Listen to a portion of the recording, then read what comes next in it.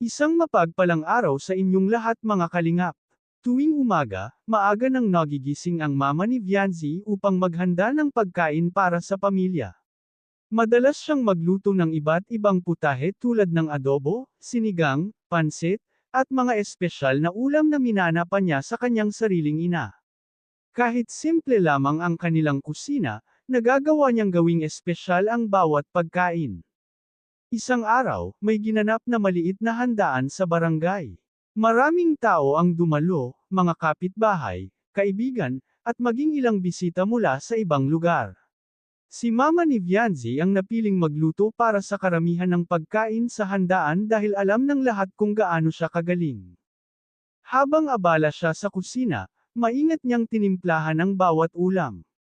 Pinipili niya ang sariwang sangkap at niluluto ito ng may pagmamahal. Para sa kanya, hindi lamang basta pagkain ang kanyang ginagawa, ito ay paraan upang mapasaya ang mga tao. Nang dumating ang oras ng kainan, halos lahat ng dumalo ay napahanga sa lasa ng kanyang mga luto. Ang mga plato ay mabilis na nauubos, at marami ang bumabalik para kumuha pa ng dagdag. Sa mga bisita noong araw na iyon ay may isang kilalang negosyante na tahimik lamang na nakaupo at kumakain. Isa siyang malaking sponsor sa iba't ibang proyekto at negosyo. Napansin niya kung gaano kasarap ang mga pagkaing inihanda ni Mama ni Vianzi. Lumapit siya sa kusina matapos kumain. Magandang araw po, sabi ng negosyante. Kayo po ba ang nagluto ng mga pagkaing iyon? Ngumiti ang Mama ni Vianzi at nahihiyang tumango.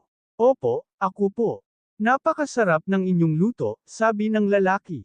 Matagal na akong kumakain sa iba't ibang restaurant, pero bihira akong makatikim ng ganitong klaseng lutong bahay na may napakasarap na lasa.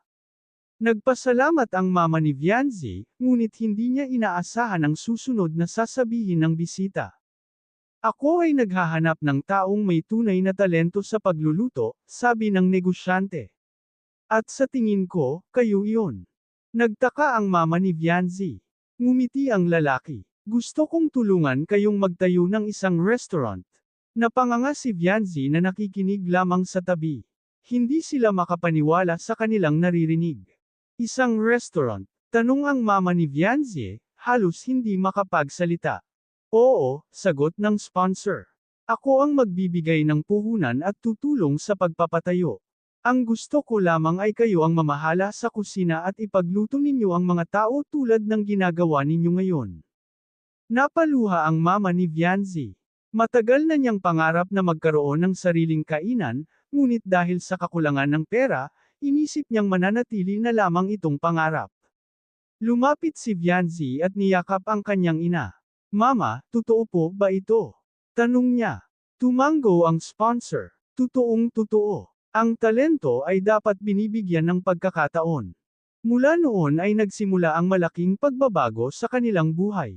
Tinulungan ng sponsor na maghanap ng magandang lugar para sa restaurant. Unti-unti itong itinayo, mula sa simpleng plano hanggang sa maging isang maayos at magandang kainan. Sa unang araw ng pagbubukas, maraming tao ang dumating. Ang ilan ay mga kapitbahay na matagal nang humahanga sa luto ng Mama ni Vianzi, at ang iba naman ay mga bagong customer na naistikman ng sikat na lutong bahay. Habang abala ang Mama ni Vianzi sa kusina, hindi niya maiwasang maalala ang mga panahong nagluluto lamang siya sa maliit nilang bahay. Hindi niya akalaing darating ang araw na magkakaroon siya ng sariling restaurant. Lumapit ang sponsor sa kanya at nagsabi, sabi ko sa inyo, maraming tao ang magugustuhan ng inyong luto. Ngumiti ang Mama ni Vianzi. Maraming salamat po sa pagkakataon. At sa bawat ulam na iniluluto ni Mama ni Vianzi, lagi niyang inaalala kung paano nagsimula ang lahat, sa simpleng kusina, sa pagmamahal sa pagluluto, at sa isang pagkakataong ibinigay ng isang taong naniwala sa kanyang kakayahan. Dahil kung minsan, sapat na ang isang taong makakita ng iyong talento upang mabago ang iyong buong buhay. Hanggang dito na lang ang update ko mga kalingap, maraming salamat at God bless sa inyong lahat.